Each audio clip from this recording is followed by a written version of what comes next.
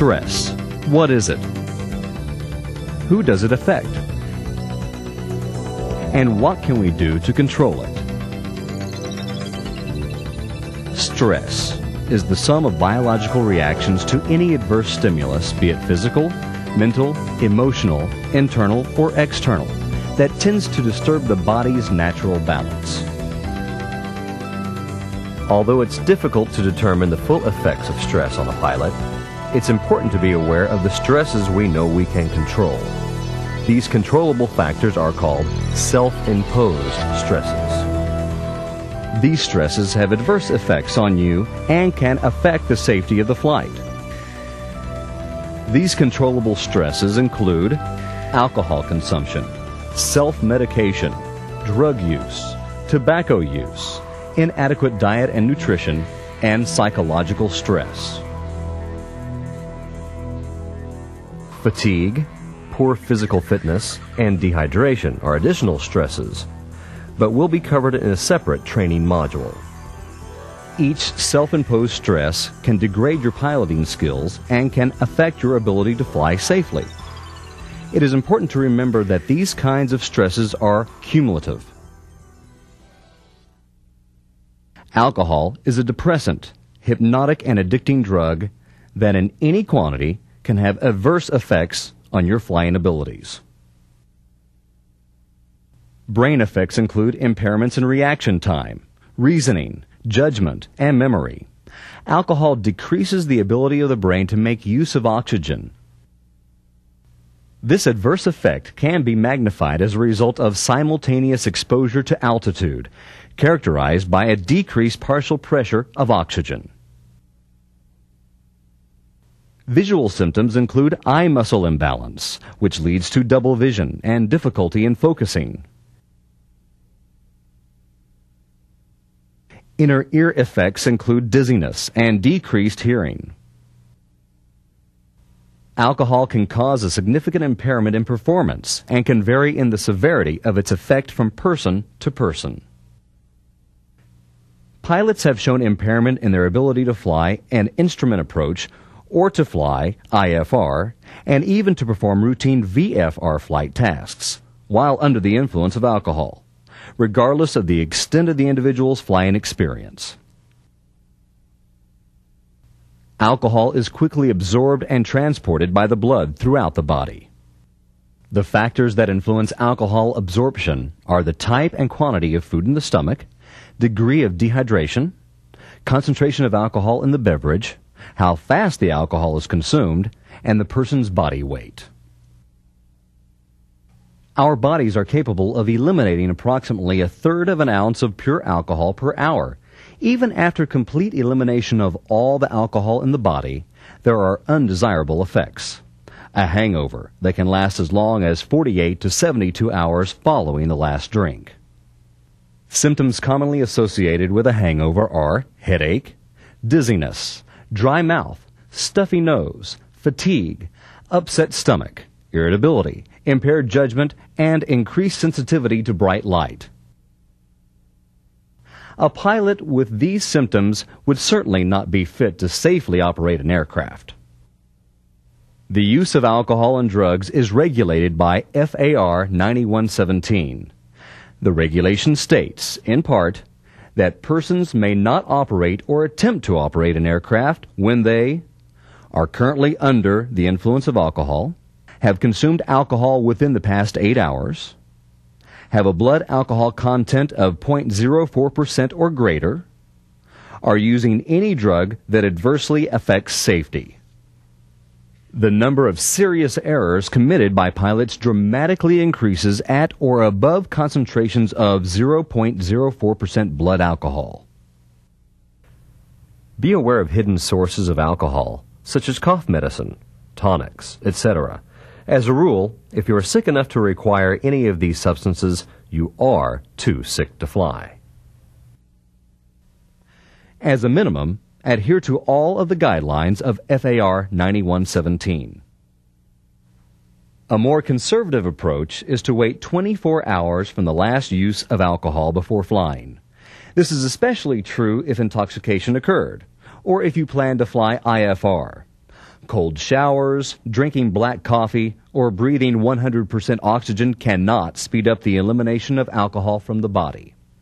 Ideally, total avoidance of alcohol should be a key element observed by every pilot planning or accomplishing a flight. You should be aware that over-the-counter medications, as well as prescription medications, can affect the safe operation of your aircraft. People tend to have the false impression that if a drug is bought over the counter without a prescription, then it must be safe enough to pilot an aircraft while under its influence. Some drug effects can be intensified when taken at altitude. Consult your local aviation medical examiner to determine any possible side effects that a medication might have on you as a pilot. Self-medicating with over-the-counter medication is not a good idea, as any use can mask unsafe conditions. The desired effect of a drug can have an undesirable effect on a pilot's ability to perform critical tasks. For example, if you were to take an antihistamine for cold symptoms, you might experience side effects such as drowsiness, impaired coordination, or blurred vision. Many side effects of drugs are unknown, and the reaction to medication varies with individuals. Remember, the condition you are self-treating may be as disqualifying as the medication. If an illness is serious enough to require medication, it is also serious enough to prevent you from flying. Our recommendation is, if you have to self-medicate, do not fly.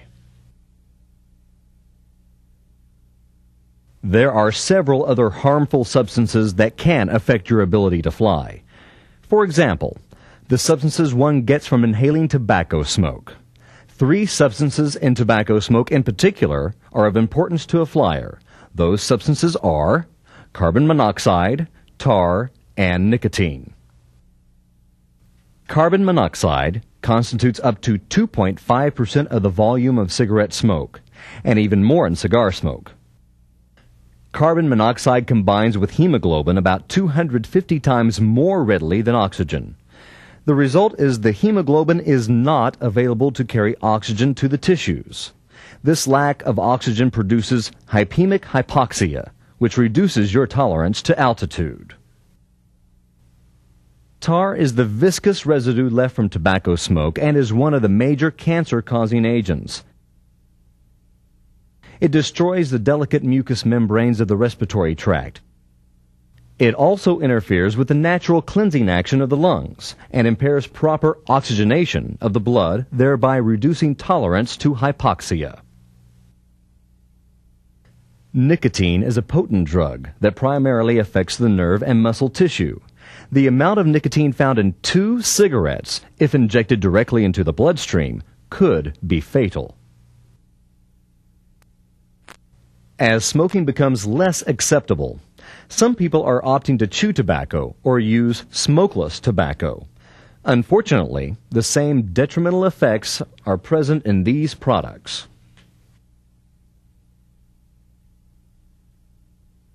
Practicing good nutrition and having proper eating habits are important in the aviation environment. Unfortunately, disruptions of normal eating routines due to flight schedules are common. 3 balanced meals each day are recommended. A balanced meal should consist of 50 to 55% carbohydrates, 15 to 20% protein, and 30% fat. This balance will help the body maintain a good store of energy reserves. Carbohydrates are broken down in your body to glucose, or sugar, which is a readily available source of energy to be used by the muscles and the brain. Proteins are the basic building blocks of all cells in your body. Fats are a very concentrated source of energy and, if not used, remain stored in the body. Vitamins and minerals are also an important component of any diet. For persons who skip meals, there is a possibility that they may become hypoglycemic. Hypoglycemia occurs when the body has low blood sugar. Possible effects of low blood sugar are weakness, headache, irritability, nervousness, trembling, and, in extreme conditions, fainting and convulsions. You can see why skipping meals is not a good idea. Use common sense when preparing for a long flight. Take with you a prepared box lunch. Psychological stresses involve physiological, mental, and emotional responses to sociocultural, family, and job-related situations. Personal life changes known to produce significant stress include death of a spouse, divorce, moving or changing jobs, death of a close family member, marriage, being fired from work, and major changes in health. You can also experience stress when confronted with emergencies, unexpected situations, or unfamiliar events during the operation of an aircraft. Some examples of events that can be the direct cause of stress and or aggravate pre-existing stress include flying in bad weather, night operations, performing an instrument approach to minimums, flying in a high-density traffic area, flying into unfamiliar airports, becoming temporarily lost in flight, equipment malfunction, conflicts with other crew members or air traffic control personnel, being subject to flight checks. Stress, per se, is not bad. Some degree of stress is necessary to stay healthy, motivated, and alert. It eliminates boredom and complacency. On the other hand, excessive stress can be unhealthy. It can impair performance, lead to errors, and cause incidents or accidents. Individual tolerance and susceptibility to stress vary from one person to another, as do the individual mechanisms to cope with stress. Stress tends to be cumulative, and, if it is excessive, it can overload your ability to safely operate an aircraft. Even the best pilots in the world are, at one time or another, subject to significant pre-flight stress. This can include problems involving family, job, finances, health, and others. You may not have sufficient reserves available to cope with the demands of flying an aircraft. Stress may be manifested by any of the following signs and symptoms: anxiety, irritability, excitability, impulsiveness, aggressiveness, emotional or physical isolation from others, problems concentrating, confusion, difficulty remembering important information, increased self-doubt, nightmares, fatigue, trembling, weakness, diarrhea, indigestion, frequent need to urinate, migraine headaches, grinding of the teeth, cold sweating, increased smoking or overeating, loss of appetite, and alcohol and drug use or abuse. An effective approach to deal with stress includes defining the source of stress, evaluating available resources for problem solving, including professional advice from a psychiatrist or psychologist, exploring possible solutions, including relaxation therapies, taking action, evaluating outcomes, making corrections or changes, if needed, and trying again. You must evaluate your interior and exterior environment on a daily basis. The best decision you can make when experiencing a significant level of stress is not to fly.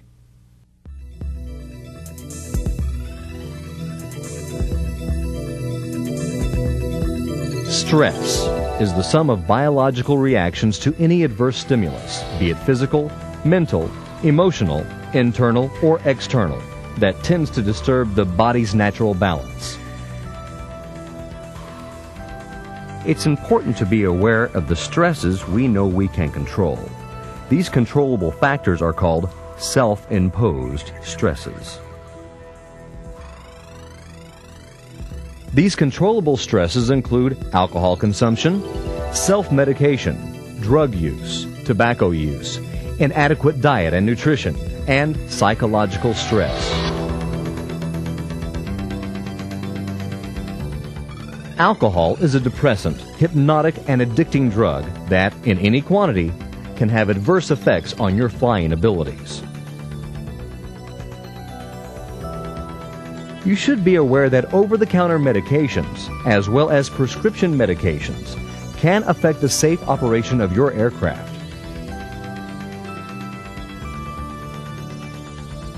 Three substances in tobacco smoke are of importance to a flyer. Those substances are carbon monoxide, tar, and nicotine.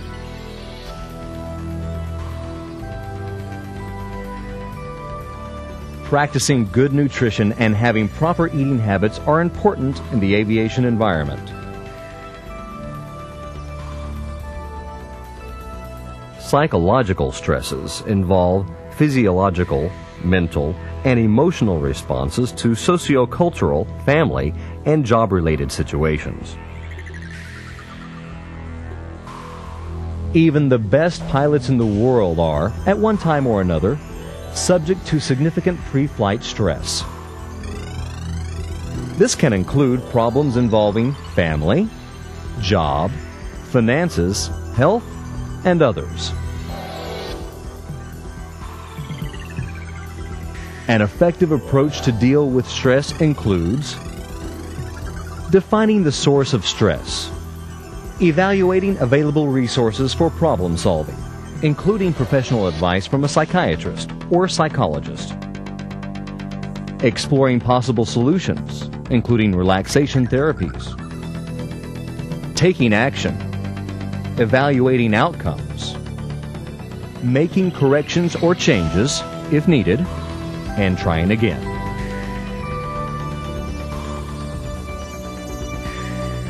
The best decision you can make when experiencing a significant level of stress is not to fly.